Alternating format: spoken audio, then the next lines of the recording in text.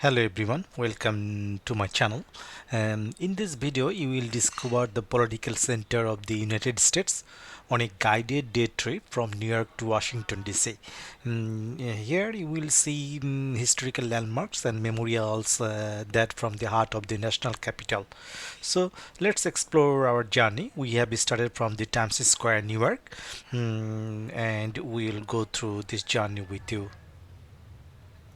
The Delaware River, and the Delaware River is really important for the city but also for the country. During the Revolutionary War, George Washington had one of the most epic and important battles for the country here. So they took the icy waters of the Delaware River all the way up from Pennsylvania to New Jersey to battle the British, and they won. So it's considered one of the most epic, dangerous, clandestine battles that we have during the Revolutionary War, and George Washington passed by this river right here.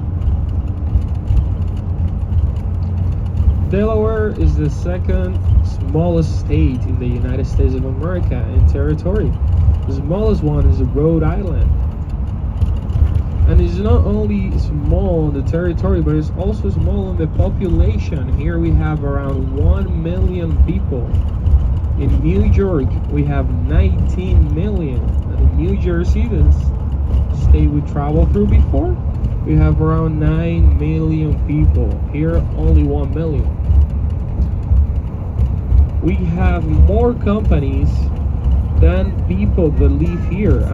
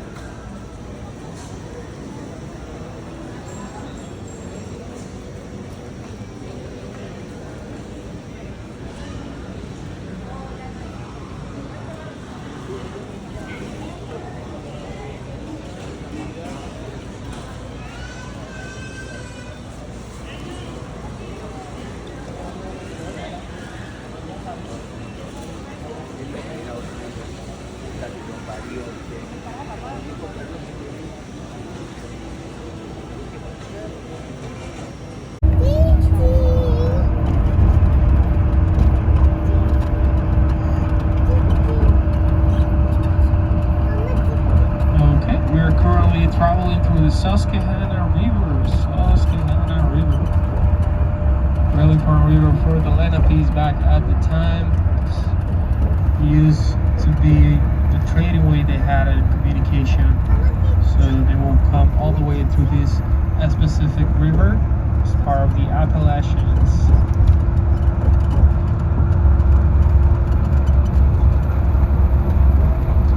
Okay, I just checked, and the Aerospace Museum, they have no more reservations for today.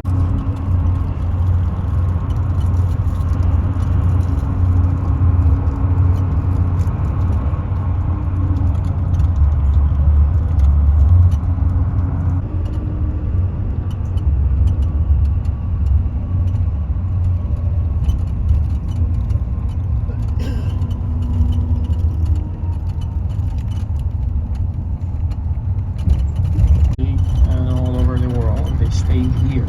I see a ton of them. In terms of exportation, their main exportation will be coal.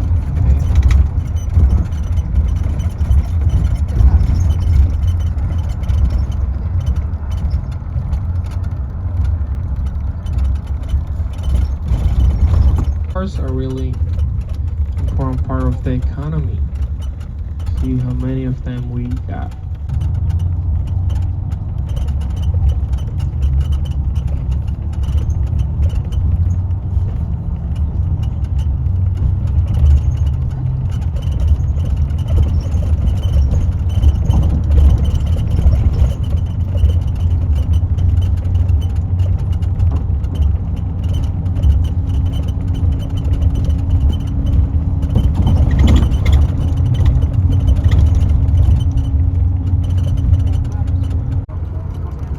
is gonna be now in front of us.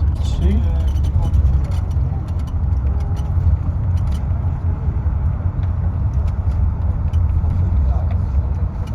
Once we clear this building here, we should have a clear view to the avenues.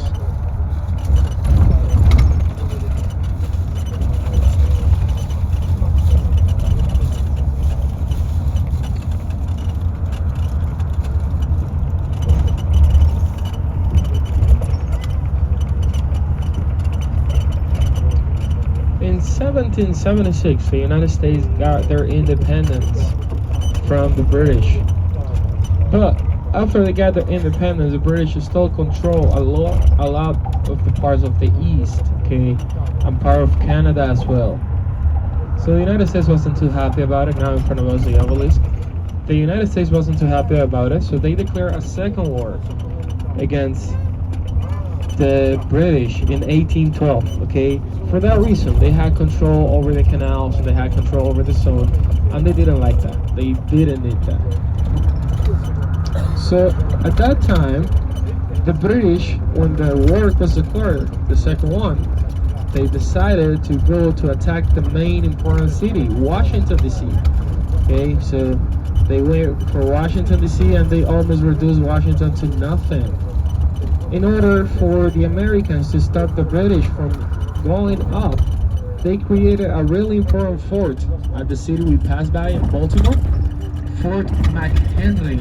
Okay, this fort was really important on winning the war. That way, they will stop them from to keep them coming up to those states of Delaware or New York. The territories back then were different colonies, but just so you get an idea of the territories that we have today. So in order to stop them, they built McHenry and they used them. And that was really important to winning the war. But something happened there. A person, Scott Key, his name, Scott Key, he was a part of the war, but he wrote a poem about how resilient and brave the Americans were and how the American flag after the battle was still standing there. And as many of you know, this became the national anthem of the United States of America, the Star-Spangled Banner. But it happened there at McHenry Fort in Baltimore, the city we passed by before. We're getting close to Arlington Cemetery, and I just want to give you a quick insight so you guys get an idea of what we're going to be walking through today. We're going to the cemetery, but let me explain to you how everything started. Back in the 1860s, when Abraham Lincoln was a country, and they call themselves the Confederacy, okay? It's the union of the southern states, but Virginia also joined them, okay? Virginia joined the Confederacy and went against Abraham Lincoln, declaring the war, what we know today as the Civil War. It said that during the Civil War, he was a general, and he was a really good friend of Abraham Lincoln, was called to war. Abraham Lincoln called him and said, "Hey, Robert, I need your help. The southern states, they want to fight against us, the Union, because we want to abolish slavery." What happened? Robert E. Lee, even though he was friend of Abraham Lincoln, he was also born in Virginia. So he said, "No, I cannot help you, Abraham. I cannot go of this war. Not for Abraham Lincoln, not for the southern states." So he left, and the territory he left behind was controlled then by the Union, because it was Arlington in Virginia. They say, "This is a really important point. We need to take control of this. It's going to help us win the Civil War." So they took control of Robert E. Lee's land. And after all those people died during the Civil War, the 30% I was talking about before, they needed to find a place to bury all these people. Now you were starting to make the connections already, but the place is the Arlington National Cemetery. So back then they started burying all the people from the Civil War, because it was really close. It was between the Washington D.C. and the Virginia state, and that's how we got the National Cemetery today in day. Okay, right here to the right we can start seeing really important building, the largest office building in the world. We're talking about the Pentagon. Okay, and the name comes from the way of the building is a pentagon, so that's the figure of the building. We're gonna pass close by. It was built in 1941, 1943. It's still building. We know what happened here on the 9/11. We had a plane that crashed against one of the sides, south side. So the plane was after a really important president of the United States was buried here. You remember John F. Kennedy? John F. Kennedy is buried here. That's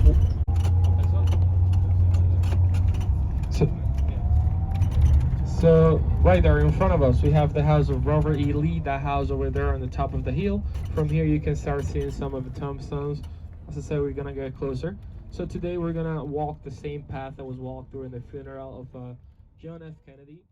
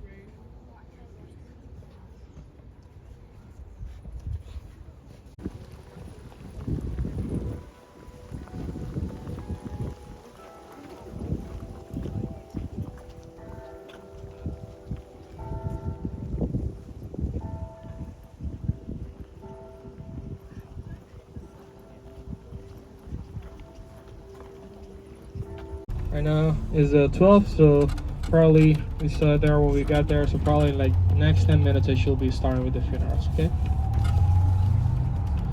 So we still have one more stop here in Virginia before we get to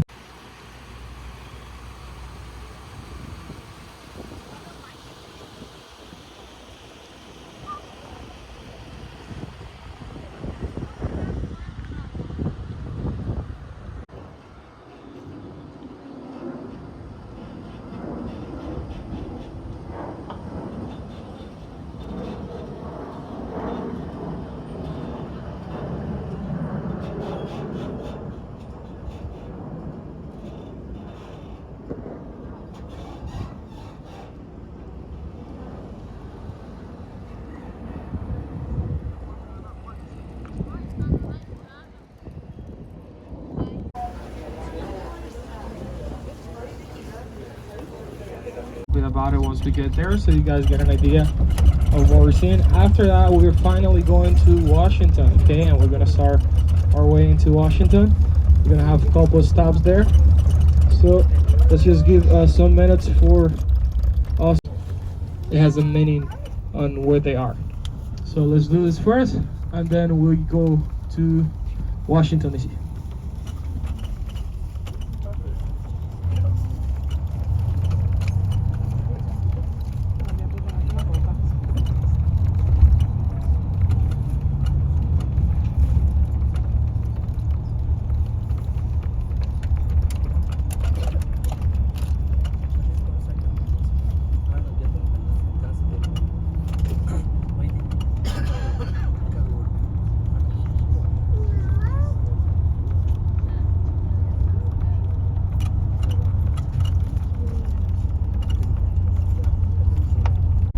To the other point is the tombstone of the unknown soldier, okay?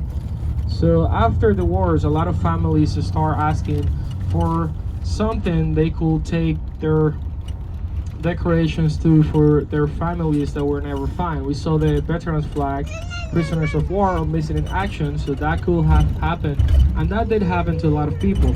So a lot of families wanted something they could go to and remember their families they lost on the war and were never found. So they did the tombstone for the unknown soldier. So from every war, they have a soldier there that was never recognized. Okay, from World War I, World War II, the Korean War. They had one for the Vietnam War, but it was recognized after, so now they only have 3 of them. Okay, so there are soldiers that there were never claimed. No one knows who they are, and that's in honor to those persons who fought and were never found and they were missing in action as well. So the families go there and they have like a whole ceremony. There are always someone that's on custody of those tombstones. So there's like two people on the change of ceremony is 24/7. Someone's gonna be standing there, and every time they do the change of guard, there is a whole ceremony around it. But again, it's a little far from where we were at, and we want to get to see more things about Washington. So I'm telling you guys about it. We unfortunately couldn't make it there, but that's something that happens here in order to all those persons that fought in war and they were never found or they never knew who they were. So here we have they were fighting the Japanese. Around 73 U.S. Marine Corps arrived there to Iwo Jima. Okay, Iwo Jima, they were fighting against the Japanese, and when they took control of the area, Mount Suribachi, they planted a flag, an American flag. Then they decided it was too small, so they looked for a bigger one, and then they planted it again. That's when the picture was taken by Joseph Rosenthal. It became like a sign, a symbol. You can see it in a lot of movies, and now we have it here. So we're gonna stop here. We're gonna take some quick pictures, and we come back to the bus, and we are going to go to the next stop, which is going to be George Washington. Here is gonna be like more time on your own, so I'm gonna give you guys 15 minutes. Okay, so 10 to 15 minutes. So right now we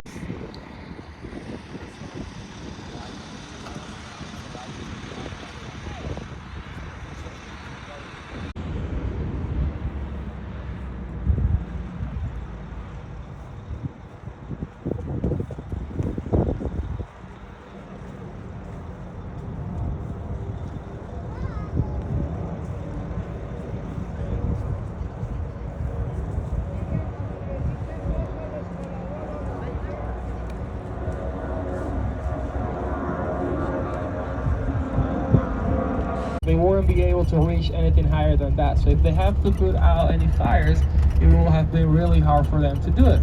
So they put a limit at that amount of meters for the height. And also another point is that you cannot have the White House in the middle of tall buildings, because then anyone can go there and attempt against the life of the president. So at those points they decided not to do any tall buildings. So the tallest building, we're gonna find it on the Capitol. But we can see the obelisk is the highest point. Okay, obelisk is not considered a building, it's the highest point because you have a mirador over there, really nice views of the city from up there. But it's not considered the tallest building. That would be the Capitol. Here we're entering Georgetown, and Georgetown was founded back in 1751. Okay, it started like a trading port for Maryland. Let's remember, at that time Washington D.C. didn't exist. It existed after, when Washington decided to put it here. The name of the name of Georgetown comes.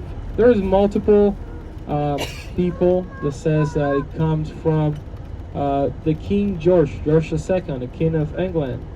It's not George Washington. The name doesn't come from him. A lot of people mistakes that, but it comes from the King of England or the founders of the city. They were also named George. Both of them were named George. So there's multiple possibilities. The most accepted one is the one that it was named after the King George II of England. And here we're gonna find it has a really is a main thing here.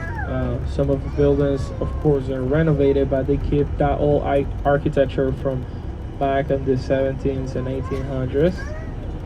And we're gonna see a house here that a lot of people believe that George Washington stayed there, because the owner of these houses did rent some houses to George Washington, but not this one in that specific. So a lot of people pass by here and they believe that is the one that George Washington stayed at, but that's not it. So I'll show you guys in a minute. But once you see it, you're gonna know. Oh well, you already know, because I told you that George Washington never stayed there.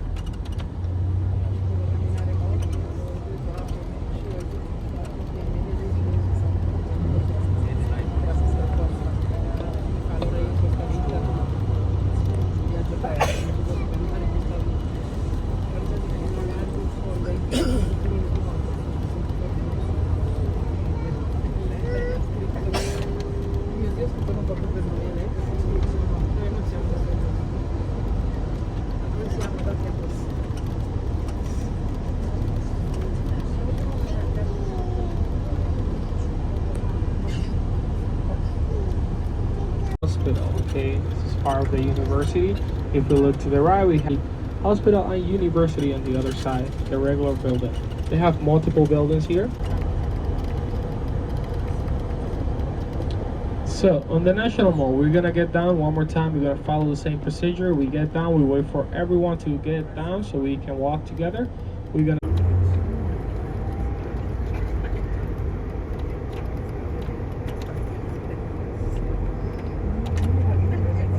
here to the left we have Albert Einstein, okay?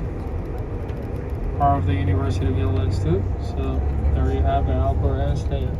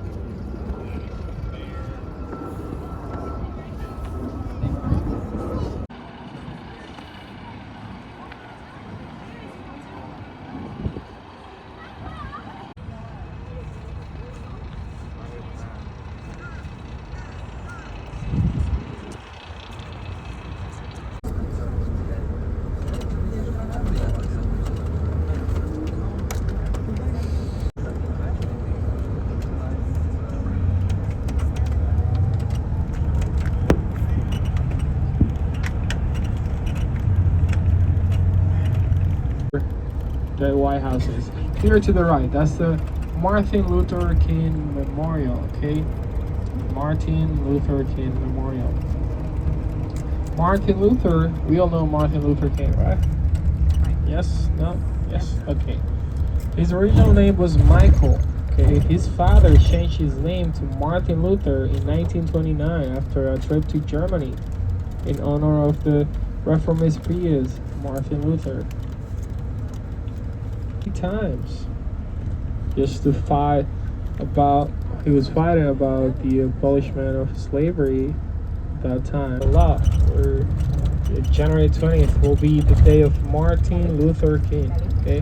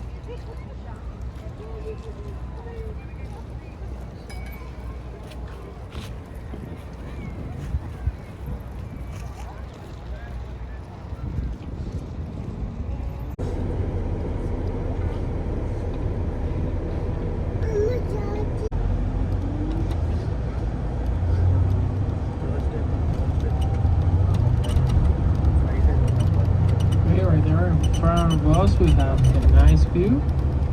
Should be getting there anytime now.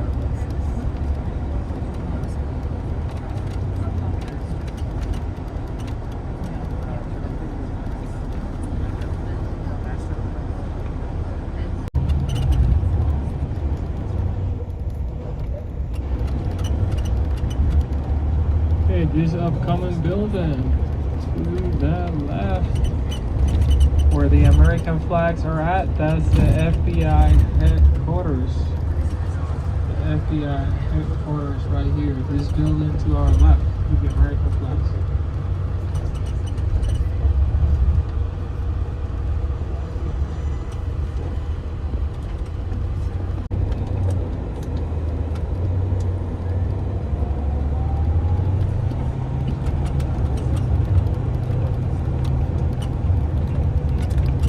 And to the right, this building right here is the Archives, the National Museum of Archives of the United States of America. So all the information, anything that has happened through the U.S. history will be in there.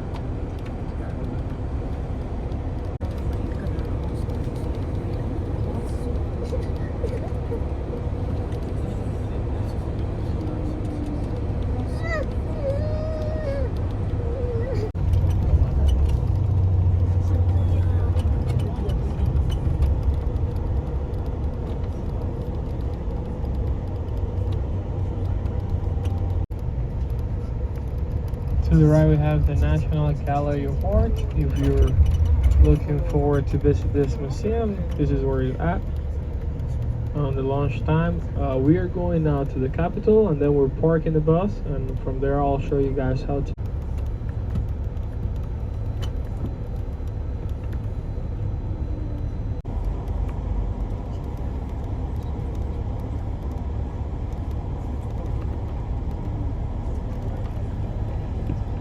Alright, so we're gonna get down as soon as the bus stops, and we are going to go here where the statues are at. We're gonna go.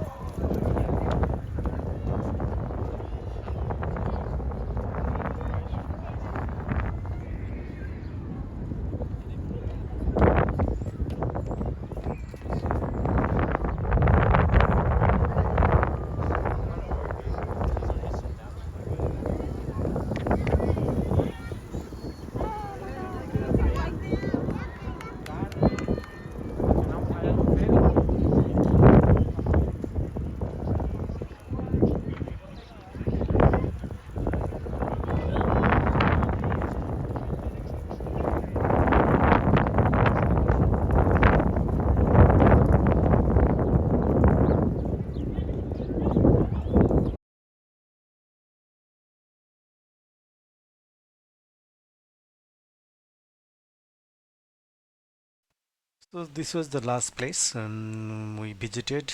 Then we are going back to New York City. On our way, last stoppage was Manhattan city, night views. I hope you like this video. Please do share with your friends and subscribe to my channel. Thank you.